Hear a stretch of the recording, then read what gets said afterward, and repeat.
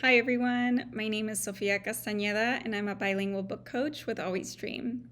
As a former kindergarten teacher, what drew me to this role was the opportunity to continue supporting young learners in a way that goes beyond the classroom.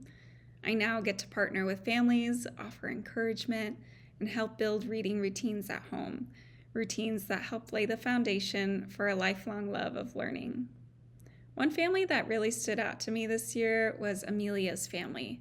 Their story is one of patience, persistence, and the quiet power of showing up for your child, even when life gets busy.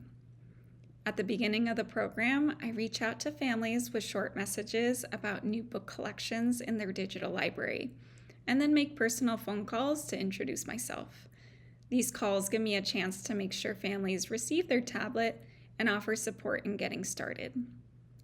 When I spoke with Amelia's dad, he said they'd received the tablet just fine, but that finding time to read together was the real challenge. He appreciated the phone call, and I let him know that as their book coach, I was here to help in any way I could. Over the next few weeks, I continued checking in via text message, gently and supportively. Amelia's dad responded honestly, saying that some days were just too busy to fit in reading, but he would try setting a reminder to stay consistent. I encouraged him by saying even a few minutes a few times a week could make a big difference. I followed up again after noticing there still hadn't been any reading activity. He admitted that although he'd set reminders, he'd often snooze them and felt a bit embarrassed. I reassured him that there was no need to feel that way. Life can get hectic, and suggested starting with a small, attainable goal like reading together for just 5 minutes once a week. He appreciated the suggestion and shared more about their situation. Amelia spends weekends with her mom, so their time is limited to weekdays. Weekdays also include juggling a busy work schedule, trying to help with homework, and other household responsibilities.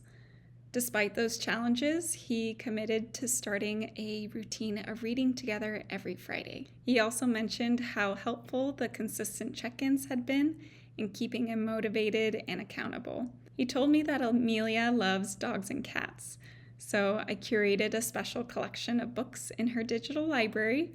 He was excited and grateful to receive the recommendations, and it felt like a real turning point in their reading journey. Just a few days later, he reached out on his own, texting, "We finally got to read a whole book," along with a photo of the two of them reading together in front of their Christmas tree. By late December, they were on a roll. I sent a message to congratulate Amelia for having reading activity 3 weeks in a row. Her dad responded appreciatively and said he would continue reading with her that very day. Throughout the program year, I continued to send occasional encouragements, cheering them on during good weeks, and gently checking in during the harder ones.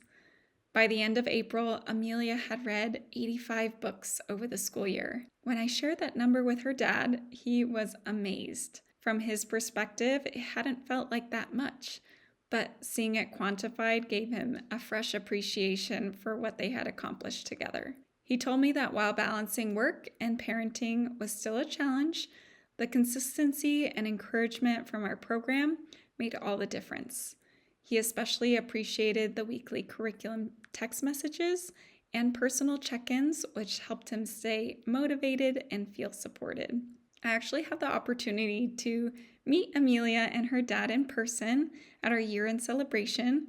He told me, "My daughter will start first grade with big confidence thanks to you and this amazing program." His daughter looked up with a big smile, beaming with pride. Working with Amelia and her dad reminded me that progress doesn't always look perfect, but it is powerful. As a book coach, it's moments like these that stay with me. Seeing a family go from struggling to find time to confidently making reading a part of their weekly routine is what this work is all about. It's a reminder that with the right support, families can thrive.